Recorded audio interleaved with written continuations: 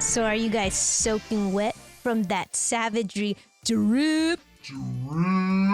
And I have to say that the title is on point. This is savage moment layered on top of savage moment. Absolutely. Totally. Let's dig into this layered kick of savagery. All right, so today we're going to be talking about Attack on Titan, episode 73. Savagery. And so let's start. Eren is just cold-hearted. Sure is. So cold-hearted that it's heartless, actually. I can't believe he said those things to Mikasa. Like, I know, right? he's so mean. He straight up just said, ever since I was little, Mikasa, just in case I'm not talking to you, Armin. Mikasa, Specifically you. I hate Armin, you. you're cool.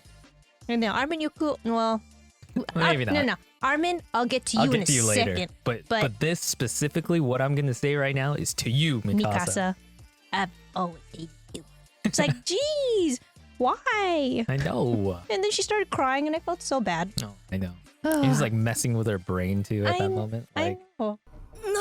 Saying all this shit about like, oh, you're just here for me. You're just here to protect me, and I hate you. You don't actually want to protect me. It's because of your blood. Yeah, terrible. But then, right? I mean, just kind of leading into it. Who's next on the roast list or the more tenderizing list? Armin. Armin, time to get your ass beat. Oh, for sure. Jeez, he just goes ham on him. Oh, and even like, what, knees him a couple times? Yeah. In the face? In the face, I think. I don't know. His face looked pretty messed Yeah, up he got after. fucked up.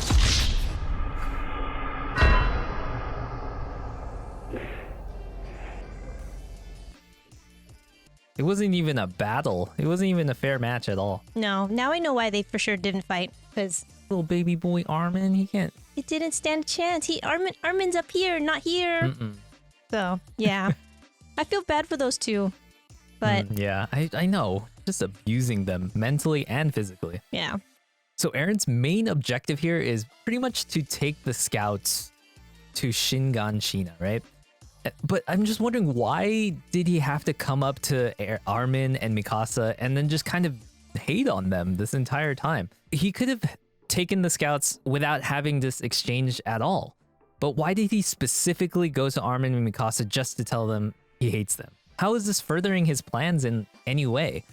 I honestly just think this is a ploy to kind of distance himself from them in order to protect them. Come on, I'm not believing that Eren seriously hates these two after everything that they've been through. I think this fool's lying and he's just trying to protect his nakamas. I could be totally wrong, but I mean, that's what I'm thinking right now. Yeah, I could totally see that. This is just like, I need to pretend like I hate you to just get away from you so I could protect you from what's really going to happen. Yeah. But I don't know. Honestly, like a part of me wants to believe that Eren is doing that. And then a part of me is like, yo, Eren's pretty different from the very beginning. I mean, now. he has all those memories that are kind of flooding into him now, which apparently have affected him like greatly. So Yeah, no, totally. I mean, the fact that he talks about like his even his dad's like memories going into him is kind of crazy. And it's interesting because like all these memories don't come at once. They just kind of come to him like, I don't know when they decide. So yeah, I don't know. Eren seems pretty different. It's true. So I guess we just have to find out later. But then he also reveals that Mikasa, for one, isn't really protecting him because she wants to. It's not her choice. It's her blood. It's her Ackerman blood that is driving her to protect Eren. And then he also says that Armin is only visiting Annie because he's being influenced by Bertolt. Yeah, and when I heard that was so crazy because I'm like, oh, I've never considered that just because they took them in now they're affecting their brain. Yeah, like subconsciously. Yeah, right? subconsciously. But you know what's weird that like Eren even brought that up to like tell them that, but it's like, Eren, how do you know that's not happening to you? Absolutely, it probably is happening to him. And then I mean, the previous two Attack Titans are his father Grisha, and then before him is Eren Kruger, who was Owl, or the kind of mole on the Marleyan side, and both of their objectives overall were to set Eldians free. Yeah. And he's kind of doing that. Yeah. He probably most likely is being affected by them subconsciously. Yeah, I mean that would really explain like such a drastic change in him. That you have these two people who are so like righteous in their like own way, so I'm sure that will change anyone's personality. For sure. And then I guess let's jump to this epic battle that happens between Zeke and Levi. This part was so hype. Oh, it really, really was. And I just can't believe. So finally, Zeke does his scream, and we get to see what he does with it. And you know what?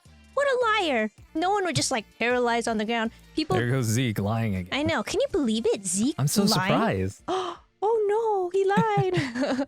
But yeah, they didn't just like get paralyzed and stuff. They just straight started turning into the pure Straight up, titans. they just fell out of the trees like freaking nuts, and then they turned into. Yeah, it was a really cool scene. I really liked it when you just kind of see these like sparks of like where they were actually starting to transform, and it just looked like little explosions all like kind of all happening around. It's like fireworks. Yeah. Oh, look how at beautiful. Look at my comrades. I'm sure that's what Levi was saying. Oh yeah.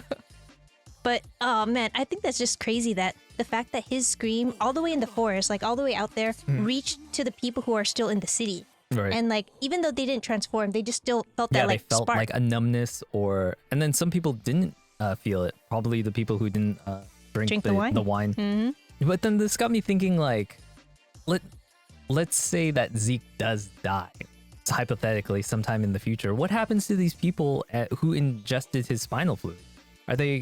Does it just become nullified, or does this kind of pass on to the next person who inherits the Beast Titan? Just a question that I'm thinking about. I'm wondering, because I don't know. But if you guys see in the second episode, we see flashbacks. You know what flashbacks mean? Yep. But yeah, just some thoughts. Anime and flashbacks for sure. Someone's gonna die, Zeke or someone. Yeah. But what's gonna happen, Vita? Yeah, I know. Actually, that's a really good question. And honestly, like they drank the wine, so does it like infuse into your like DNA? Because like eventually. Yeah, is it tied to Zeke like, specifically? You flush it out, or you should technically flush it out if it's ingested. Oh yeah, I mean they ingested this stuff like a while ago. Yeah, for sure, so it just stays in you forever. I guess it just stays in you. Yeah, I guess if you're an Eldian. Yeah, I don't know. And then like kind of just going back a little bit, I felt so bad because even Falco said he started to feel the spark, and I was like, no, Falco. Yeah. I thought maybe there's a glimmer of hope that he didn't ingest it, but he did. He felt the ingested it. spark. God, It's all Gabi's fault. poor Falco. I He don't just know. had to shield her there with the wine bottle. Oh, I feel so bad every time He Falco. tanked that wine bottle pretty good though. I know, his poor little head. Every time they show Falco, I'm like, this poor little boy. Dragged in the mud and all of this. So another thing what's really cool about actually when Zeke screamed was that he can actually just like fully control them to like whatever they need to do. And the fact that they started like, 3 of them started running with Zeke kind of carrying him away. Yeah, and he's just like, one of them is just like holding him like this. The middle one is like holding them. They're all running. Okay, I have to say this part made me laugh a lot because you just... Where did the animators get their ideas for like the running titans? Because I could swear, like the one that was on the far left looked like Stephen Chow in Kung Fu Hustle when they're like running like really fast, like this. Yeah. So yeah, Yeah, when they're running really. Yeah, and it's almost like cartoony, like you're going like this. Yeah. And then I felt like and then I feel like you and me had the same idea of the far right one. It was like if you're trying to teach a titan to floss, that's what it would look like, right? So I was just like giggling the whole time as they were like running. He hella looks like he's flossing. Yeah, like terribly though. Like you're doing a bad job. But I don't expect the Titan to do a good job anyways. So, as the title says, savagery. So also, I have to say Zeke has his super savage moments here. Like when he transforms and he just takes that middle Titan and grabs his head and like rips it off. I was like, okay, that's pretty beast already. But no, he goes further. He takes it in one hand, crushes it, and to like smushes it and just like launches the bits and pieces at Levi. So crazy. Yeah, like whoa. Imagine smashing a head in your bare hands and then throwing the chunks. Yeah, the chunks as ammo. The skull, the brains, the eyeball, brain like matter, dude, as a weapon. Yeah, that was so brutal. Dang, and then I thought that was the most brutal it could get, but no, Zeke wasn't done. He took the beheaded body by the legs and just went rips it in half. Yeah, and I was like, savagery. Oh, Savagery. I'm so glad they did that from like behind because I do not want to see someone ripped like that. That sounds like medieval torture, like for real. And then Levi kind of comes up and he starts cutting these branches, using them as cover. That was fucking sick. That was hell sick. So pro. And then he launches some thunder spears right at the nape. These thunder spears have come in clutch. So good that they invented these things. Yeah, and a super pro move by him. He could do 4 all at once. I remember like everyone usually has they like just do one. one. Yeah. One each. He launched yeah. 4. Good observation there. He does a savage. Yeah, savage. 4 at once. Savagery. This is an amazing episode. And I love when he pulls them out afterwards and he's straight up zombie mode Zeke over here. Oh, it's so silly. I just think it's really funny that Zeke thought like if he turned Levi's comrades into Titans that he'd be like, oh, I got him. I already got Levi. He's not gonna do anything. Nah, man, you don't know how savage Levi is. He cut them down and he went straight for you, Zeke. I know. He had moments of hesitation, but in the end, he's just too savage. Yeah. No, he knows the goal and he wants to kill you and he's gonna enjoy every little bite killing you, Zeke. Ooh, yeah, absolutely. Savoring it, and he wasn't kidding. This was crazy when you see like what he does to him. I know, he ties him up basically to a fuse in a thunder spear that's like straight up impaled in his side. Savage. Yeah. Savage. Oh man. And then he starts slicing him up, and then when he cuts his feet off, it's like, geez, or cuts his toes. Yeah. Like half of his foot just gets cut off. Yeah, and it's just like torturing him. I'm like, oh, this is harsh. Yeah, Levi is just fucking stabbing it all over. Yeah. And then I was just kind of in a sense, it almost reminded me of Ray Zero, just because like it's like this enduring this pain and then reliving it because he's healing, but then I don't know, it's just like this over and over, and it's like, oh, but I don't know. Zeke was bad, so I don't know. I'm not that sympathetic.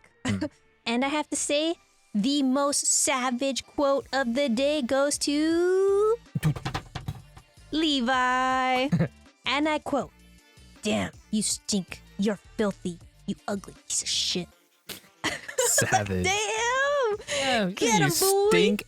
You're filthy. You ugly piece of shit.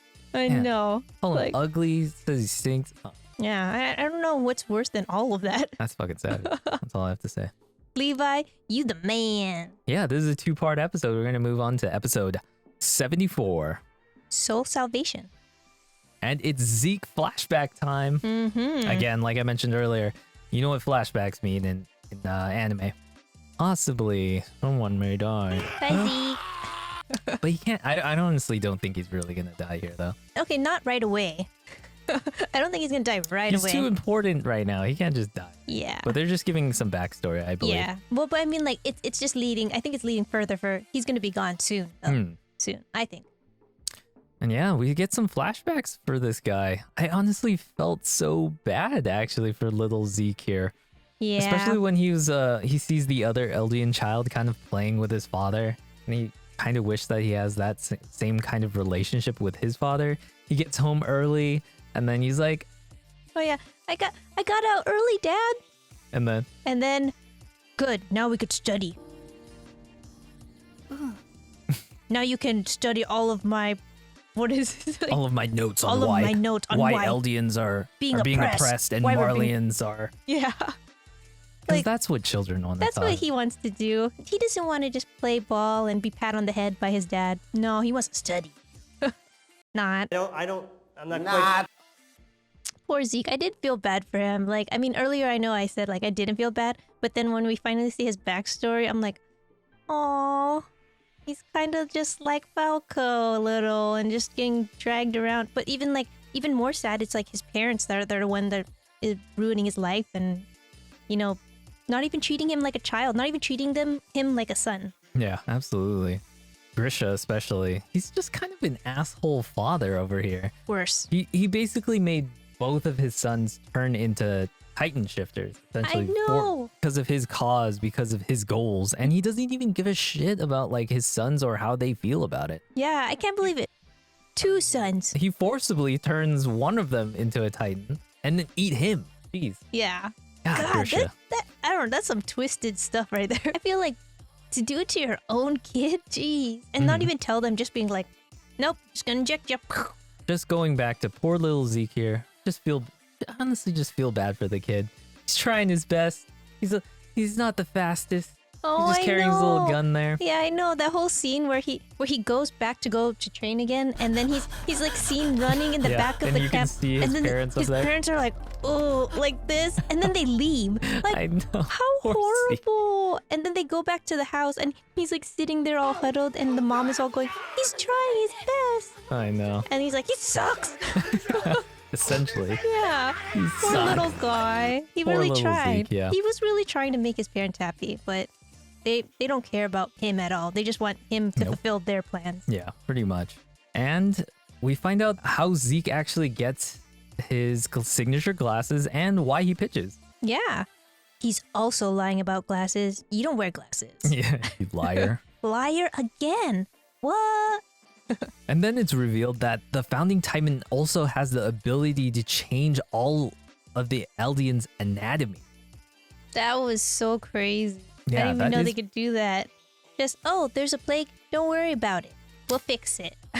And this kind of leads into the euthanization plan, which is basically Zeke's entire plan. I know. It's revealed. We finally know what Finally. his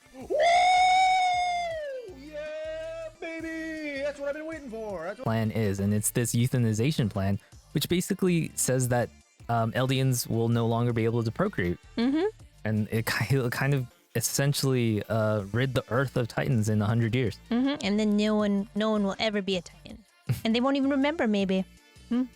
And then Kasaver also, I just wanted to quickly mention his backstory, and then he says that he pretended not to be an Eldian for a while, got married, had a wife, had a kid, and then she finds out that he is an Eldian, and she decides to slice not only her neck, but also her son's neck.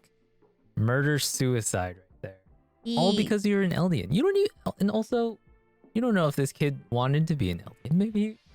Maybe he was cool with it. I know, he didn't even get a chance to just be like, you know what, I don't mind being Eldian, you know?